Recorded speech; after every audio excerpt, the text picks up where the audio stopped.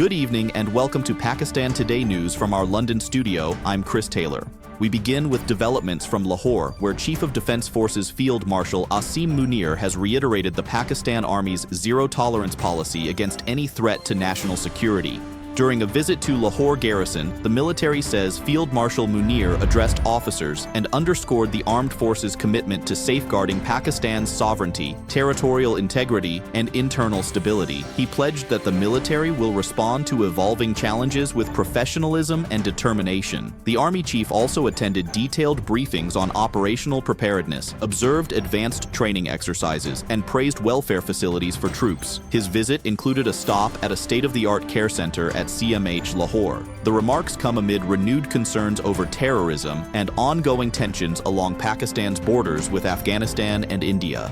In another major security development, an intelligence-based operation in Dera Ismail Khan has resulted in the martyrdom of Pakistan Army Major Sibtain Haider and the killing of 7 suspected terrorists. According to the military's media wing, the clash took place in the Deraban area during an operation targeting militant elements. Major Haider, aged 30, was leading his troops from the front when he embraced martyrdom during intense gunfire. Weapons and ammunition were recovered from the slain militants. President Asif Ali Zardari, Interior Minister Mohsin Naqvi, and the Governor of Khyber Pakhtunkhwa have paid tribute to the fallen officer, reaffirming the nation's resolve to eliminate terrorism. Security forces say operations are continuing to neutralize remaining threats in the region.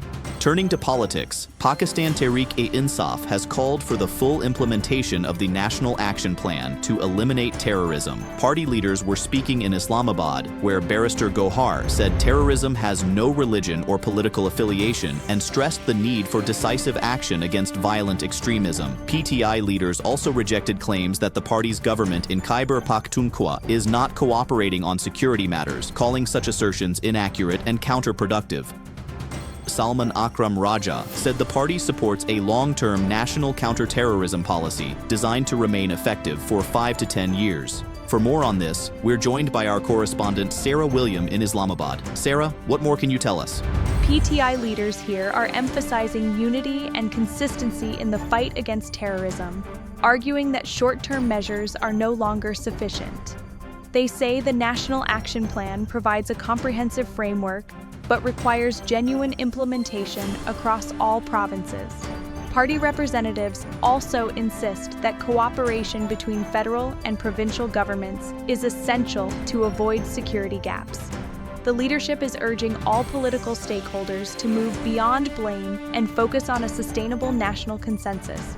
According to PTI, public confidence can only be restored through transparent and coordinated action. Thank you, Sarah.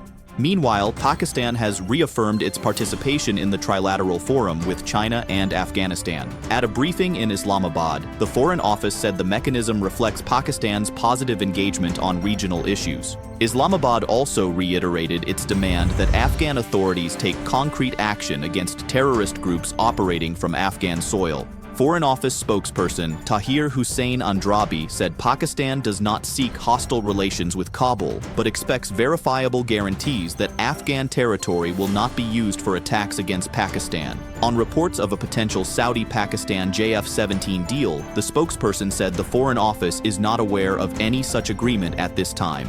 In aviation news, Pakistan International Airlines has announced the resumption of flights from Lahore to London, beginning March 30, 2026. The airline says the move is part of its expanded UK operations, following the earlier reinstatement of Manchester and Islamabad-London services. PIA plans to operate up to 7 weekly flights between Pakistan and the UK to meet strong passenger demand. Officials say the restored route will reconnect Lahore with Heathrow Airport after a long hiatus, strengthening air links for travelers and the Pakistani diaspora in Britain.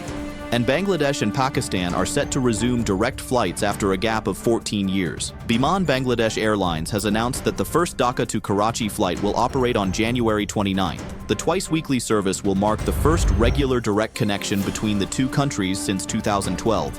The move is expected to significantly improve travel for business people, tourists, and families who currently rely on transit through Gulf hubs. The resumption follows recent diplomatic engagement aimed at improving bilateral ties. Finally, the Tehreek-e-Tahafuz-e Pakistan delegation has arrived in Lahore to launch a 3-day street mobilization campaign ahead of the February 8th polls anniversary. Sources say the convoy, led by TTAP chief Mahmood Khan Achakzai and joined by senior leaders including Allama Raja Nasir Abbas, traveled via GT Road and was expected to reach the city by evening. The opposition alliance aims to maintain political momentum through meetings and activities in the provincial capital, with Zaman Park cited as a central base. Organizers say the mobilization is part of broader preparations for protests planned around the poll anniversary, adding that the movement will remain peaceful and within constitutional limits. That's all for now. You're watching Pakistan Today News. I'm Chris Taylor.